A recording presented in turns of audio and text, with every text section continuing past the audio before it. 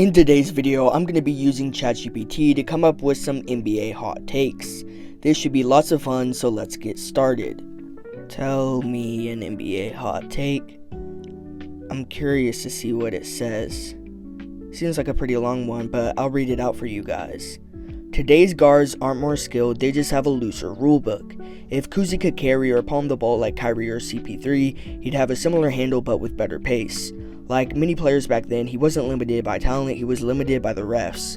Even dunking was rare, not because they weren't athletic, but because it was considered showboating and heavily discouraged. Okay, so this is a common old head coping mechanism, so I'm gonna keep it short. You could give Bob Cousy modern dribbling rules, but that doesn't change the fact that he doesn't have the same capability as a Kyrie or a CP3, and that's not a knock on him. He didn't have the same access to learn as these guys did.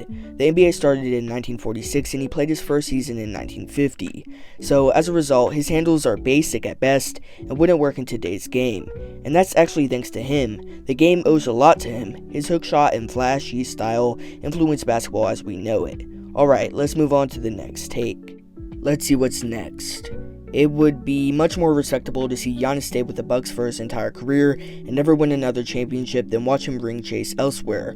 Players like Dirk are remembered as greats because they racked up titles, but because they won one hard championship while staying loyal to a single franchise. I gotta disagree with this take. Giannis has already given everything to this franchise, including a championship. You can't claim championships are the ultimate measure of success, then also say a player has to stick with one team no matter what.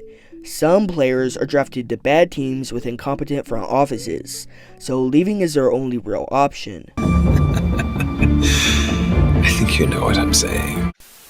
Yeah, I'm talking about that guy too. Oh, it's perfectly fine for Magic Johnson to get drafted with Kareem, a top 4 player of all time, but for LeBron to try to create a similar situation on his own? No, that's where we draw the line. I just don't get it. There's no way there's people out there that think if you start your career on a bad team, you're doomed to stay in that situation forever. That doesn't make any sense. Anyway, let's move on.